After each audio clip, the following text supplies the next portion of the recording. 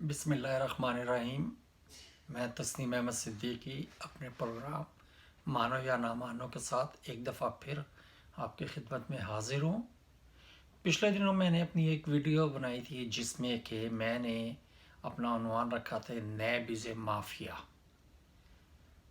तो मुझे मेरे कुछ पाकिस्तानी दोस्तों ने, जिन्हें कि मैं शक्ल से नहीं वाकिफ़, उन लोगों ने मुझे ईमेल की और ईमेल करके कहा कि भाई आप तो बैरून मुल्क बैठे हैं, आप नैब को भी माफिया कह सकते हैं, आप जिसे चाहे माफिया कह दें, लेकिन हम तो पाकिस्तान में रहते हैं, हम तो ऐसे अल्फाज इस्तेमाल नहीं कर सकते।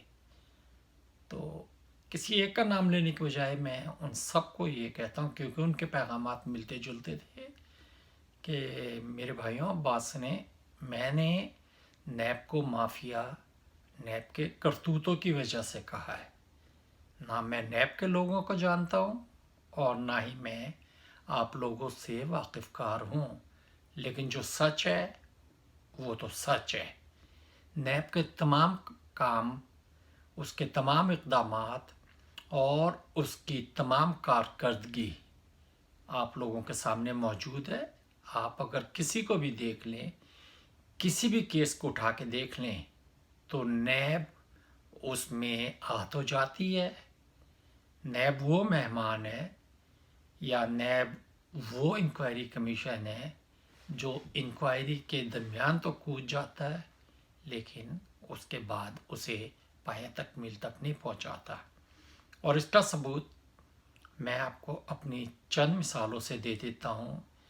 मिसाल के तौर पे पैरागॉन सिटी मंसूबे में ख्वाजा बिरादरान मुलविस हैं, लेकिन ख्वाजा बिरादरान में जनाब साद रफ़ीक साहब नैब के सामने इसलिए पेश नहीं हुए कि जनाब मेरी तो कमर में दर्द है, मुझे तो पुलिस वाले तख्ते पे बिठा के गाड़ी में लेके जाते हैं।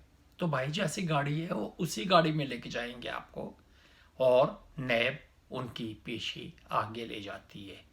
इसी तरह नैब ने जनाब शहबाज शरीफ साहब, जो कि 69 साल के हैं, और उनके बड़े भाई जो कि 67 साल के हैं, यानी 67 ईयर। ये नहीं पता कि ये हिसाब के किस फार्मूले के तहत शहबाज शरीफ साहब ने अपने आप को 69 साल कहा, जबकि उनके भाई 67 साल का होना क्लेम करते हैं।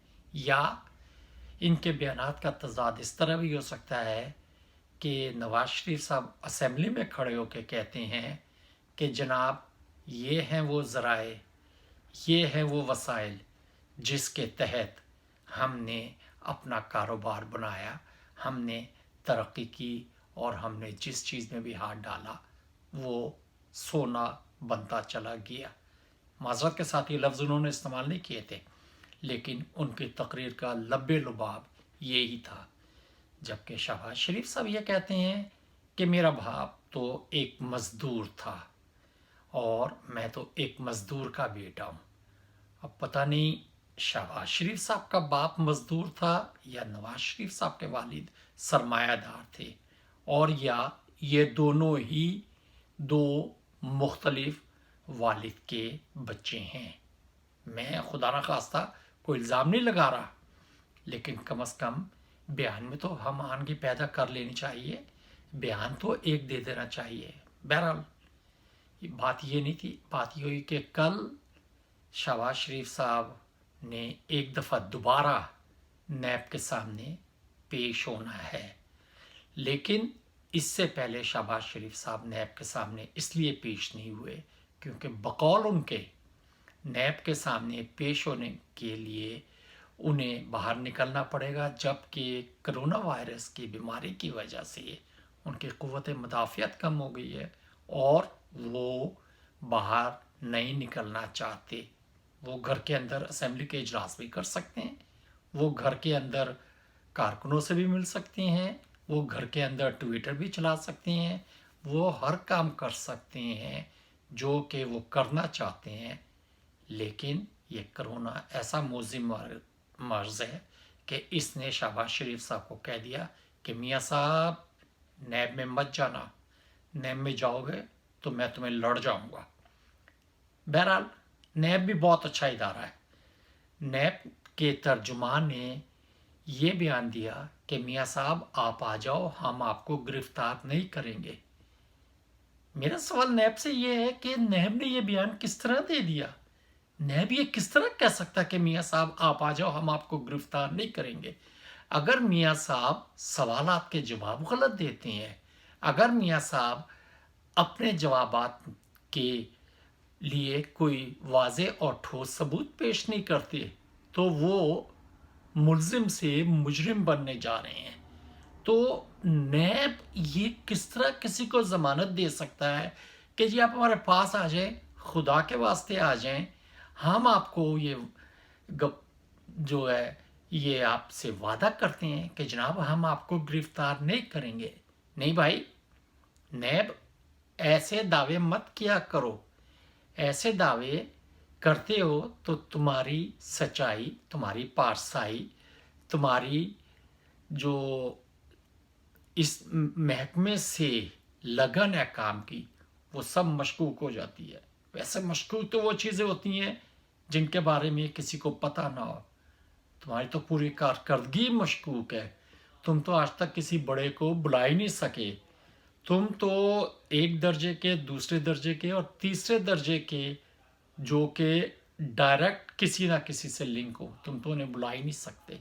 تم تو انہیں یہ ضمانت دیتے ہو کہ جناب تم آ جاؤ، ہم تمہیں کچھ نہیں کہیں گے، تم بس ہمارے پاس آ جاؤ، ہماری عزت رکھ لو۔ ایک دوسرے، آج نیب نے ایک اور کام کیا ہے، اور نیب نے یہ کہا ہے کہ ہم چینی اور گندم سکینڈل کی انکوائری بھی کریں گے۔ واہ! یعنی کیسز بڑھاتے جانا، آگے دوڑ پیچھے چوڑ۔ تم کیسز تو بڑھاؤ گے لیکن کیسز کا فیصلہ نہیں کرو گے۔ اور جہاں تک یہ نیب کا یہ تعلق ہے کہ نیب نے کہا ہم گندم اور چینی مافیا کے خلاف بھی کارروائی کریں گے، تو مجھے کہنے میں کوئی عار محسوس نہیں ہوگا کہ نیب یہ دراصل آپ انہیں بچانے کی کوشش کریں گے، کیونکہ جب یہ لوگ آپ کے پاس آ جائیں گے، جب ان کے خلاف انکوائری آپ شروع کر دیں گے، تو پھر میں بار بار کہتا ہوں کہ تاریخ پہ تاریخ، تاریخ پہ تاریخ اور پھر تاریخ۔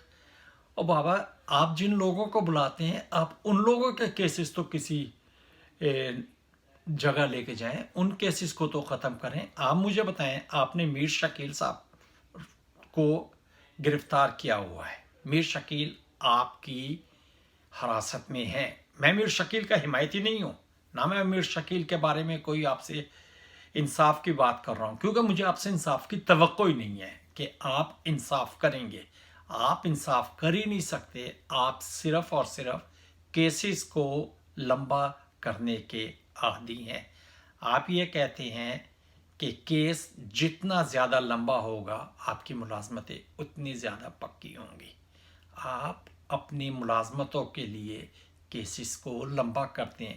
مثال کے طور پہ شہباز شریف صاحب نے یہ کہا کہ جی میرا بھائی نیب کے سامنے تو اس وقت تک نہیں آ سکے گا، یا میرا بھائی اب پاکستان اس وقت تک نہیں آ سکتا جب تک کرونا کا خدشہ دنیا میں رہے گا۔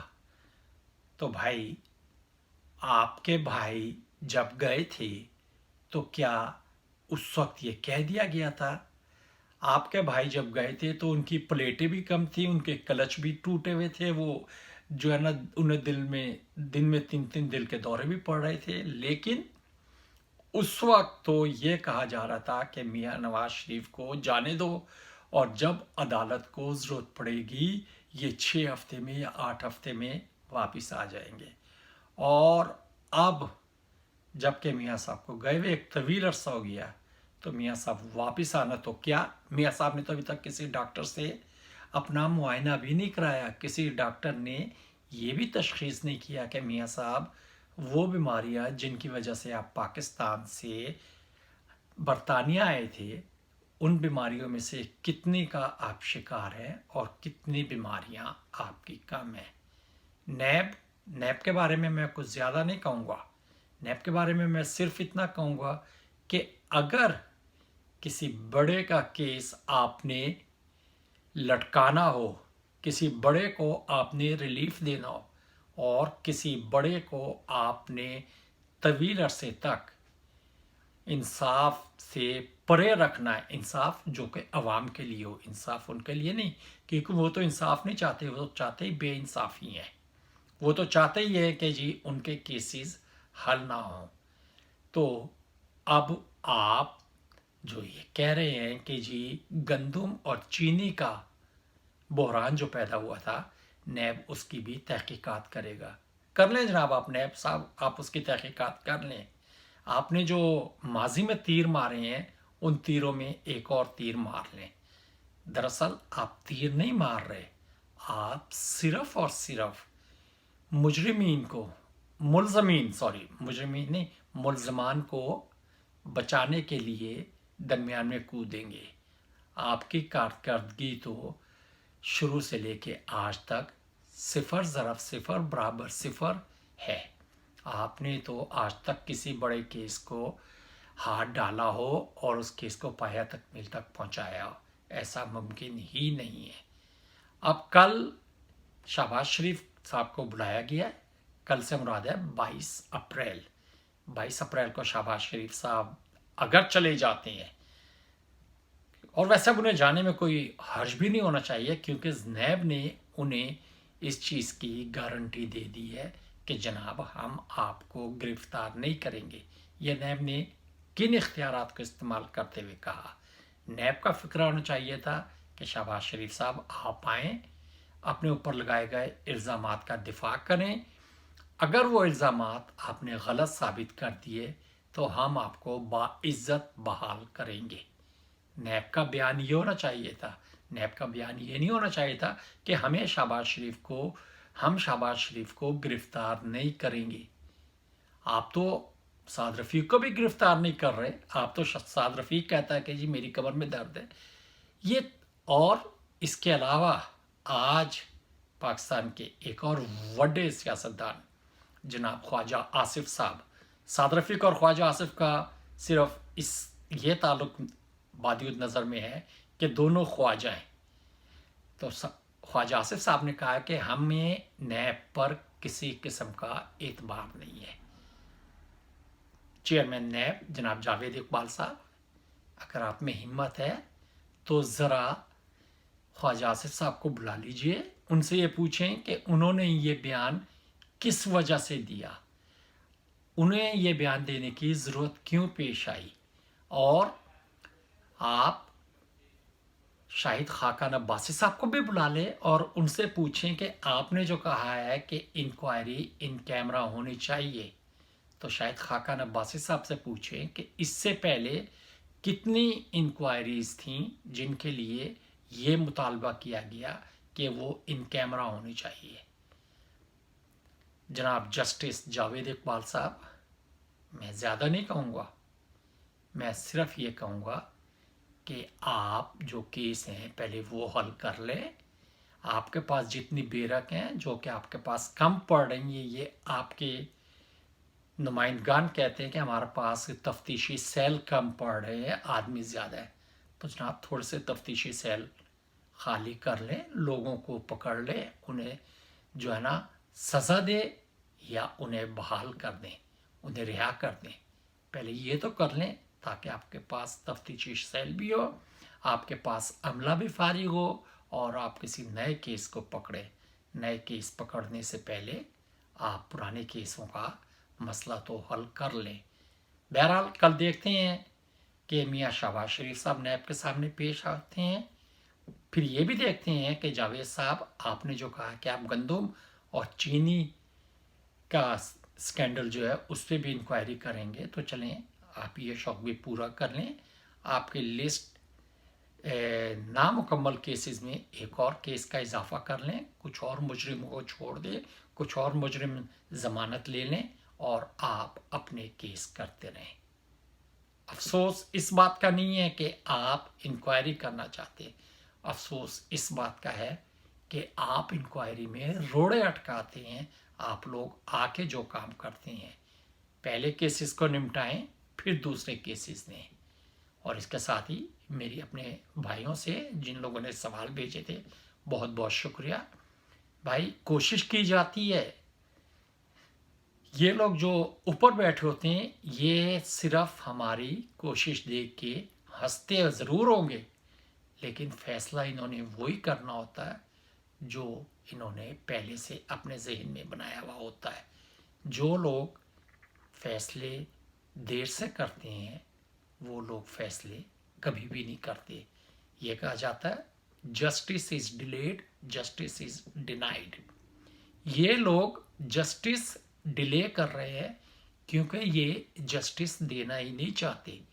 देखें जावेद इकबाल साहब, आप कब रिटायर होते हैं? और जब आप रिटायर होंगे तो आप ये मत बताएं कि मैंने इतने 100 अरब रिकवर किए, आप ये भी बताएं कि मैंने कितने बड़ों से कुछ रकम रिकवर की।